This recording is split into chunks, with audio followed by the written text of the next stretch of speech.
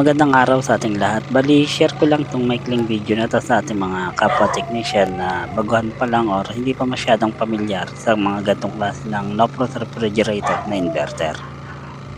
Bali, ang complaint ng customer dito ay may maingay daw sa kanyang freezer compartment at humihina daw yung lamig sa kanyang fridge compartment. At nang sinilip ko naman yung kanyang drain pan or tray drip, napansin ko na walang kahit konting bakas ng tubig. Indication niya na maaaring barado yung kanyang drain o di naman kaya ay hindi siya nag-automatic defrost.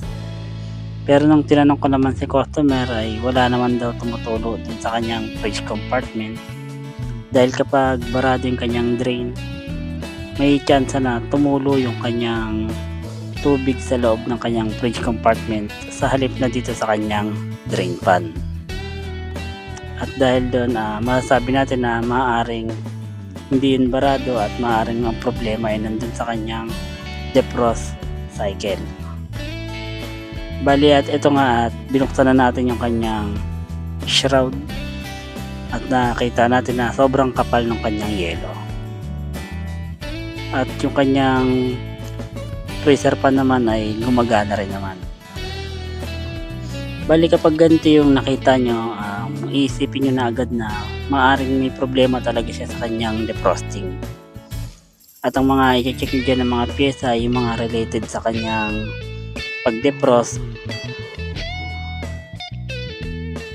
At ang mga i-check nyo dyan ay yung mga parts na related sa kanyang defrosting, gaya ng thermal fuse, heater, defrost sensor, at yung kanyang board.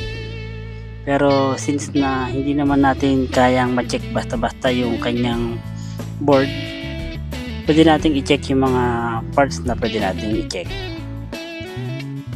At dito ay i-check natin yung kanyang heater. Sa kanyang heater, ang marireading natin nasa 300 plus yung kanyang resistance reading. Ibig sabihin, good yung kanyang heater at yung thermal fuse dahil karaniwan sa mga heater nakasiris lang yung kanyang thermal fuse. At dito naman ang kine-check naman natin dyan ay yung kanyang defrost sensor. Bali kung makikita nyo umabot siya ng 70k, yun ay dahil nakababad siya sa yelo. Pero mas maganda yan kung i-check nyo ay tunaw na yung yelo at yung mismong ambient temperature yung marireading nyo. Aabot yun ng mga nasa 8k lang. At dito naman sa kanyang fridge sensor, ang value na nakita natin ay nasa 9k. Yun ay good naman na reading. At dito naman itong yellow na to ay bali tutunawin lang namin at i-update ko kayo kung anong naging hatol natin dito. Pero since na okay yung mga parts na chinek natin, malaking chance na ang problema nito ay yung kanyang mainboard.